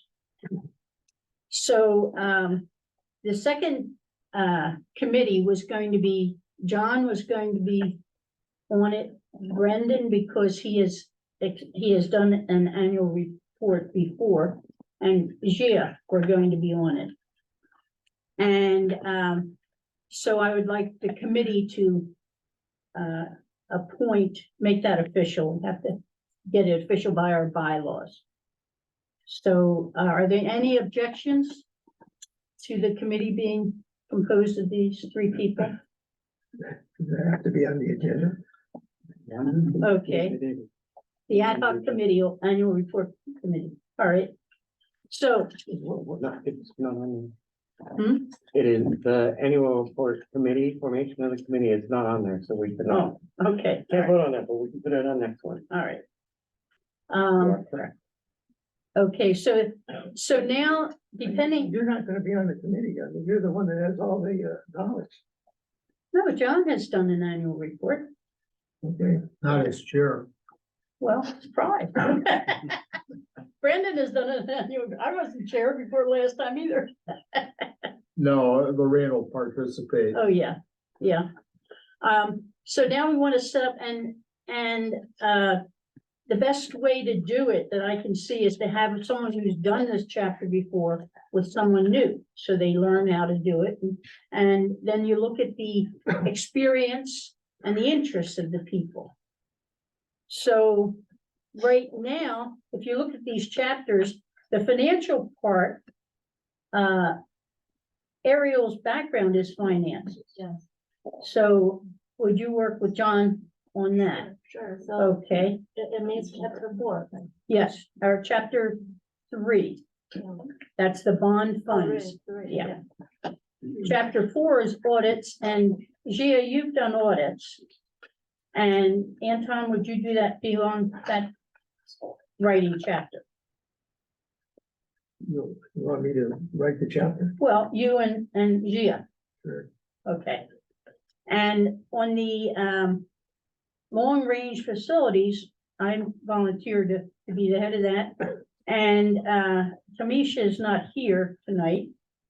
Brandon has an interest, he had mentioned, in doing something to go out to the public, which we've tried several times before. I haven't been able to, just haven't gotten it together. But you have to more or less wait until the report's written to get that together. You can decide what you want in it, but. So would you be willing to work with Tamisha and I on the facilities? Sure. Okay, great. And then the other items like the biographies, the committee can see who would be interested in doing that. And we've gotten some of the financial material I passed on to John from Melissa. And the best thing to do is, I would say in this coming week, read the chapter that you're going to be writing. Because what we do is we cannibalize it. We keep what the general historical information in, and then we add new things to it.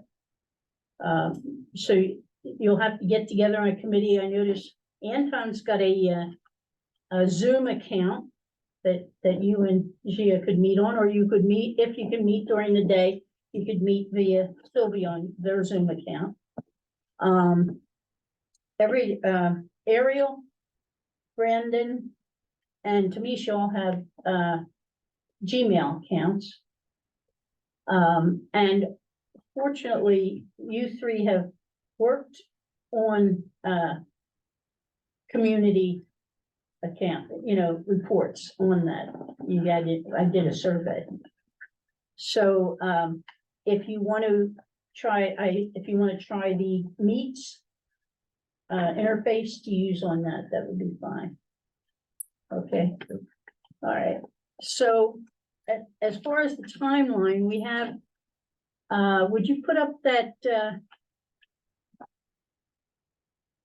The one that was on. well, no, it's, yeah, the last one is the spreadsheet. Yeah, next page. If you look at the spreadsheet, There we are.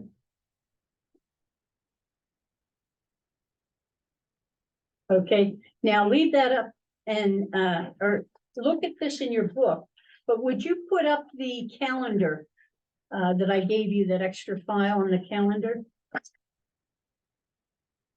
In your book, it says that the members will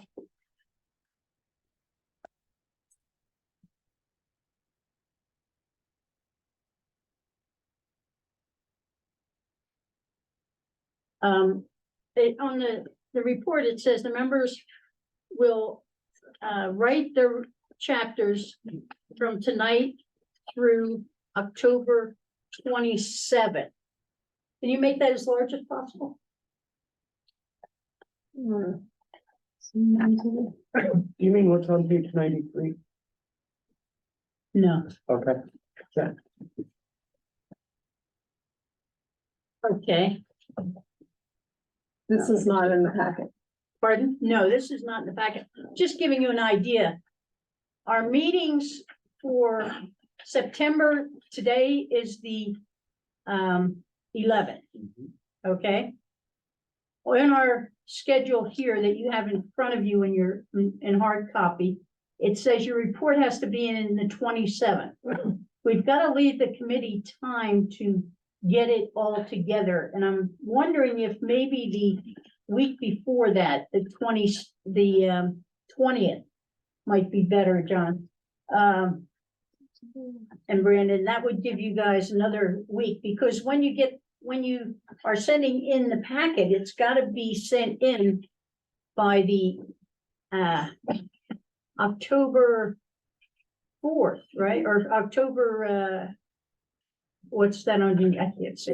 Remember that. the Wednesday right October's before. Moving to Yeah, we don't 16th. have a meeting until the So it would be 16th. October Okay, 11th. okay, so it'd be October 11th. Yeah, October 16th is our meeting. So you have October 11th, it's gotta be in. Now, is that 2 weeks? Is that okay for, do you think, or do you want less than that? They have 7 weeks now to write it. John? Does I'm that looking sound? at the time where we're at right the 11th right now, Yeah, and you wanted stuff in on the 16th, the originally it was the 27th, 27th will work. of October. See, we don't have to worry about the October meeting. We need it for the November meeting, so you have that whole month there. So October 27th, Yeah, you wanted, you would have from October 27th through November, what's the 13th. Wednesday? Wednesday before our meeting Would be the Yeah. 8th, yeah, and November 10th is Veterans Day. is Veterans Day? All right, so it'd have to be in, yeah, and so that week's gonna be cut short. When would you like the packet in? Usually it's on a Wednesday for Friday. So you. That's okay, as long as we have everything on Wednesday. It's just Okay, Wednesday at noon is better than Wednesday Yeah. at 5. so the committee would have to be done by the 3rd, so that the executive committee, the writers would have to be, the committee would have to have their packet first of ready. November. on, November 3rd. Does that sound all right? Yeah. So you'd have about 2 weeks. Or you have 1 week there, it's only 1 week. So that's why I was saying maybe the 20th would be better, you'd have 2 weeks then. Okay, All right, so let's make that the 20th it's due. And then what happens in November, we put it out for the public to review. And our January meeting is January, what is it? The 8th? So currently, the CBOC meeting schedule is adopted through December. I'm sorry, So yes, it will most likely be the 8th, but at this time, the CBOC meeting calendar's only been adopted till the end of the calendar year. okay. So we have October, November, and then, we can't see, you gotta move it over. Get rid of that thing, there you go, December. So the 11th is our December meeting. So the public is going to get it on November 12th. And then they will have till They'll get it. to do their review. So it'll be written, the draft will be written by the 27th of October. The committee will put it together and it'll be in our packet for the 13th of November. Then the public will be looking at it from the 13th November. And tentative we have now is the 1st of December, but I'm wondering if you want more time to put it together. The final. I think you wanna look at it by the end of the year. Okay, well, we have to vote on the 11th. Now, we can, if we're running late, we can always put it into January, the next month, if necessary. Yeah, I think that's all we did the last time. Well, shoot for the 11th. Okay, so do you want the public to get it to you by the 24th or the 1st? Want to give them, Might as well give them till the 1st. okay, all right, so that's fine, that's on your top, that's on your thing here too, okay. So we've got the different, chapters set up. And, are there any other questions? Okay. Now, yes, Anthony. I noticed this report is gonna be 18 months late based on the schedule. I would suggest, because we have not done a report in 2021 or 2022, which is the actually only legal thing we're supposed to do is one annual report a year, and we're 2 reports behind. I would suggest that this report cover the 30-month period through June 30, 2023, and then we include the Fund 21 unaudited actuals, which are in our packet tonight, so that when this goes out, it'll only be 8 or 6 months behind rather than 18. Well, usually they wind up being a year after, if you, look on the, different schedule. Right. But I have a- for 2 years. I have you want to put that chart up that I gave you? And the other thing I'm concerned about, the last fiscal year was very significant. The CBOC suspended operations for 6 months. I think that should be reported to the public. I don't think we should wait 18 months to tell the public that we weren't in business for 6 months. Make that as I large. think we did not have a legally constituted CBOC. We didn't have the legally required membership. Yes, So I think there's a lot of reasons why this report should go through June 30, 23. We have in the agenda packet, thank you, the financials through June 30 of 2023. Why wouldn't we want to use them? They're unaudited actuals. They're good numbers. They're going to go to the school board when? Next month? I'm not sure. Well, they have to go by September 15th, right? So they're going to go pretty soon. And the school board's going to approve them. So they're good numbers. they're good numbers, but the whole purpose of doing the resolution was to, if you notice here, on the, this is the old method up top here. It says pre-resolution 2103. And you notice that the period that you're talking about in your report, on the first column, it says annual report, the title of it is 2019.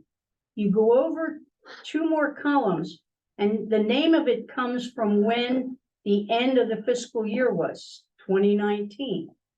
It takes 9 months for them to write the report, to give it to us. And you notice that our report did not come out until about a year later, the 12/20. So at the end of that year, it came out. In the next one, it's similar. The title is 2020. The audit ended 6/30. We didn't get the report till a year, March on 21, and it came out in December. So by adjusting it this way, okay, go down a little bit more. You see resolution 2301 was put in. And the whole idea of that was to bring it in line, instead of a yearly report, to bring it in line with the fiscal audit year. You're always going to have time late after that fiscal year's over. We had time from June 30th, 21 to November 22. That's, you know, that material would not be in our report, but we always had historical data from before the fiscal year, and we always stated things that that happened between the end of the fiscal year and the report. We have always stated stuff in there that referred to it. Now, what happened after the resolution was passed, then we did have 2 more resolutions that, again, that one stopped the committee from working and started up again. It was stopped on 9/12/22. It started up again in March, or in March 27, 23. So by combining it together, you're still gonna have a period like we've always had from when the 6/22 till we're saying December 23, because it usually hits at the end. So you've still got time, and you've got to explain in the report why we didn't do one in 21, so that would be covered in there. You would, as far as the actuals, we never worried about the actuals before being up to after the fiscal year, after the year date. So I don't think that's necessary to do. Any other comments?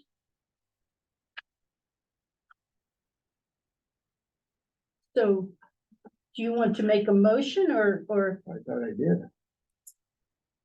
you made a motion? I thought I did. Okay. All right, do we have a second? I don't have the motion. Yeah. Do you have a motion, John? No, Okay, would you restate? I would like to propose that I'm looking at page 93. Do you want your email up there? We can put that up there if you want. No? Okay. I'll make the motion. I'm on page 93. I would like to propose a motion that the CBOC annual report 21-22 overview be amended by having the period covered equal 30 months, January 2021 to June 30, 2023, and further that include Fund 21 unaudited actuals as of June 30, 2023. Do we have a second for that motion? No second. It does not pass. All right, number 4. Would we have any further discussion on this? We haven't had any action. Well, the motion hasn't passed. Well, my motion didn't pass, but we haven't passed the motion on the agenda. There is no motion on the agenda on this one. Well, it's an action item, so we're not taking any action on item 3. Is that what we're saying? We're gonna continue like we've always, like the schedule that we've always had. Now, we have 2 audits in this time instead of the 1. So there's no action on item 3, is that correct? Even though it's on for action? Yeah. Is that what we're saying? Yes, Okay, I would like to propose a motion that we postpone this matter to the next meeting. okay. Postpone which matter? Matter H3 annual report 21-22. Okay, do we have a second? No second. Okay, Okay, let me speak to we're not having any motions, we're still in comments then. Okay, well, the effect of what we're doing then is that we're not telling the public what happened in the last year. We're not only telling them that we suspended operations for 6 months, we're not giving them current financial data. So the financial data we're gonna give them is gonna be 18 months out of date. Our job is to inform the public about expenditure of bond monies.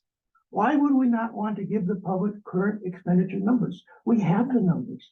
We were given the numbers tonight by the staff. We've been pleading these numbers for 6 months. They're gonna go to the school board in the next few weeks for approval. Why would we not want to give the public the benefit of these numbers? Why would we want not to tell the public that for 6 months, this oversight committee, which was promised to the voters when they passed Measure R, that there would be an active CBOC. The CBOC was not functioning for 6 months. Why would we want to hide that from the public? Our job is to inform the public on oversight. I think we're derelict in our duty in not doing that by proceeding in this manner.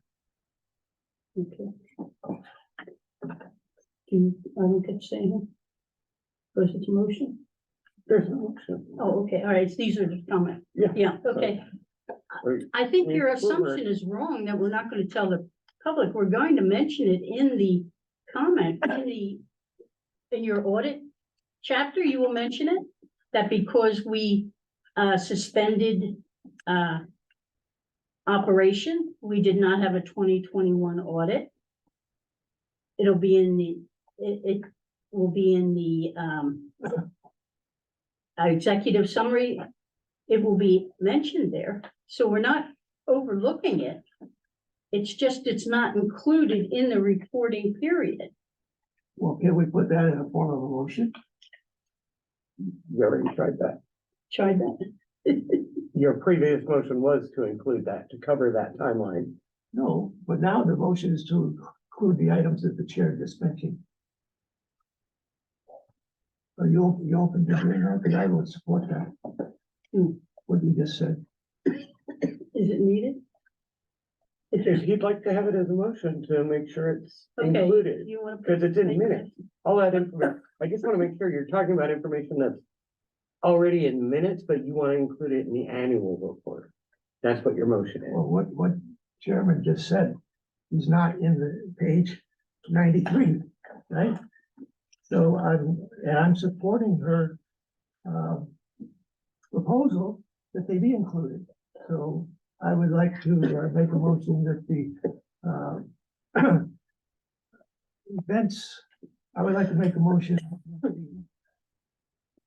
Annual report 2021-22 include subsequent events to June 30, 2022, including the suspension of the CBOC for 6 months, and including the fact that the CBOC was not legally formed. Was not legally formed, I'm sorry. Yeah. What do you mean by that? Well, we didn't have 7 members. Okay, okay. Do we have a second for that?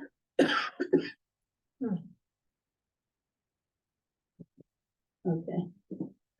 That does not pass.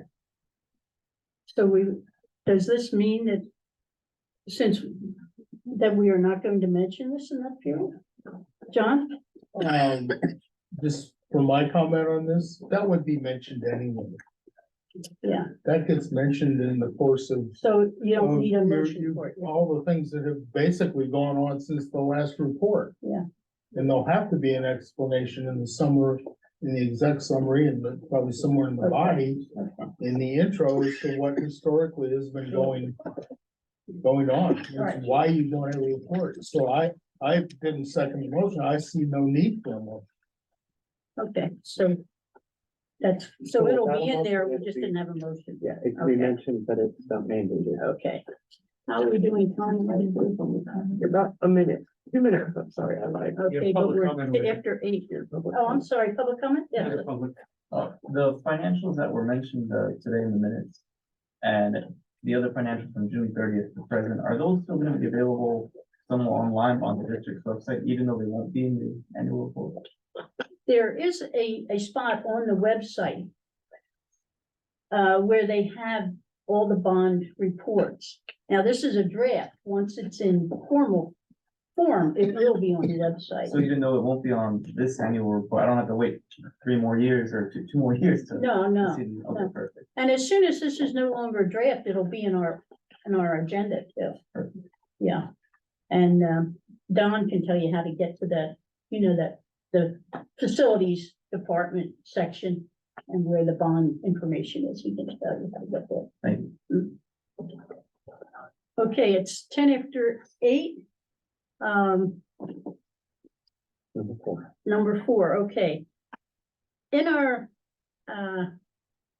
when we first had the motion to send out the reports.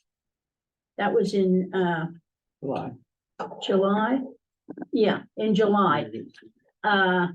We had said that we were going to send it out, going to send an application for the CBOC out with the newsletters.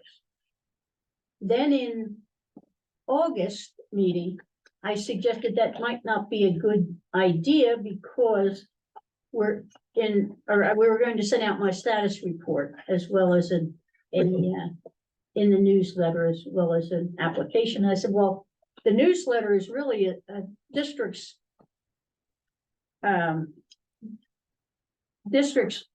a report that goes out to only people that live in that area. And you're sending them a report that says we're not doing well. And I didn't think that was necessary to go out, and people had agreed with that, but we never made a formal motion of that. So tonight it was to just formalize that we will not be putting the chairperson status report in that newsletter. Not asking them to send it out with that. But there are no objections, will not include. Yeah, so if there are no Let's clarify objections, for the minute. yeah, if there are no objections, we will not include that with the district newsletter. I have a point of order. Are we correcting the prior resolution? We are probably. No. No, We're not amending what we agreed to previously. Yeah, we're basically amending something previously adopted. Right. yeah, So it would not go back to those minutes to get amended. It gets listed in this minute, in these set of minutes. So it's not a reconsideration. We're not reconsidering all of it. We are only changing this. And what is the proposal again? Not to give it to the community? in their news, in the construction newsletter. So not to include it. Well, the things that Ellen was, Well, there's construction newsletter for every project, right? Is that what we're talking about? the ones that go out to the neighborhood that tell them what's going on. So like the Hercules Middle School project, that's what we're talking about? Yeah. And you would not have that in those. That's what we're proposing? Yeah. And the reason is we don't want the people of Hercules know that we're not doing a good job in oversight, is that what the? Well, it's not really our newsletter, it's the district's newsletter. So Yeah, we just- can't tell them to put it on with their No, newsletter. we're just distributing, we're not telling them to do anything, we're just using the same distribution list. Yeah. They don't have to even talk about it in the newsletter, just use the same distribution list that they're using. I thought that was the proposal, not to include it in their newsletter. I think that, well, unfortunately, we don't have the actual wording of the motion. We can, Yes, we do. good, okay. Yeah, I never had a thought that we would actually have them included in the newsletter. Just use it, they have an email distribution list, I assume, for each of those newsletters. So they just click. I thought it was written. Actually, it was your motion to amend to also include in the district newsletter, the construction newsletters, and also issue a CBOC press release on this matter. It was seconded and the amendment was passed with no objections. Okay, so now we're proposing that it not be in the newsletter. Yeah. But are we saying that we not send it out to the newsletter subscribers? Is that what we're proposing? No, we're just saying it shouldn't go in the newsletter. Okay, but are you? They shouldn't send it out the same time they send the Right, newsletter. but are you supporting sending it to the newsletter subscribers? As a separate. That would be a new motion. document, It would be Which I think is fine. a new motion, so you can ask for that as no objections to clarify that the letter would not go into the construction newsletter, but be sent to the newsletter newsletter distribution letter. Yeah, I think Is that's that great. more what you were? Yeah, I think that's a great idea. So if there are no Any objections. objections to that? Before we vote, Oh, we have public sorry. comment, I'm sorry. Just a little clarification, because I'm a little confused over at this side of the room. The chair has come up with a negative report. And you don't want to share it with the public through the newsletter, you want to do it through an alternative source? Stay here. No. No, I just said not to attach it with the newsletter. That's just, I thought that's just what I said, that you don't want to send it out with the newsletter. Right, but it You does, want to send it out with, do you want to still send it out with, as an alternative, using an alternative source? Or do you want to keep it secret from the public? well, there were several ways to send it out to the public in that original motion. It was, I believe the wording here is getting very warped and very negative. The chairperson at no point said negative report. She just did. the motion that they are discussing, the clarification is not to attach the report to the newsletter itself, but to send it separately to the newsletter distribution list. So it's still going out, it's just not being attached to the newsletter. There's no attempt It's not There our was new, nothing- yeah, by the chair that said she was gonna hide any kind of a report or anything, which it's So how it gets sent out. I understood that it would not be attached to the newsletter, and she did say, refer to it as a negative report, and she prefaced this a few minutes ago. Okay, but I just want to make sure that it's still going to be sent out Yeah. to the public. The CBOC is going to share that information with the Yeah. public. yeah, there was a whole That's list of what you said. things there. We sent it to the California Taxpayers Association. Would you like the whole list? No, I Yeah, don't. I was here. yeah, so there are a whole list. It's all going and it can go, and Anton suggested go to the distribution of the newsletter, but it just doesn't be attached to the newsletter. That's all we're saying. To go to the same people. Go back here. Are there any objections? Since there are no objections, it passes. The amendment passes. Okay, the next scheduled meeting will be on the 16th. The time is 8:20. I have another matter. Oh, Anton? As I understand, this is appropriate to bring up at this point, items for the agenda. Is that correct? You could bring those up, yeah. I would like to have, on the next agenda item, the Secretary needs to, forgive me for interrupting you. This is giving notice, so the secretary would mark in the minutes that these items were. Yeah, it's not a Right. motion, it's just a. It's just noted, giving notice. Yeah. Boy, I'm learning. I would like to give notice that the next agenda include the September 2022 minutes, which are now 1 year late. And I would volunteer to prepare them if that would be helpful. I believe that's been taken care of. I just got the draft the other day and I'm working on it. You're working on it, Yes, okay? So we can put it on for next meeting. I hope so, although I got a whole bunch of other stuff going on. It should happen, but I can't commit to anything. Well, I would like it on the agenda. Madam Chair, Yes, should we also consider adopting the meeting schedule for 2024 at the next Yeah, meeting? you probably should do that. Add that. thank you. Mhm. Okay, anything else? Yep. Okay, If I can just clarify,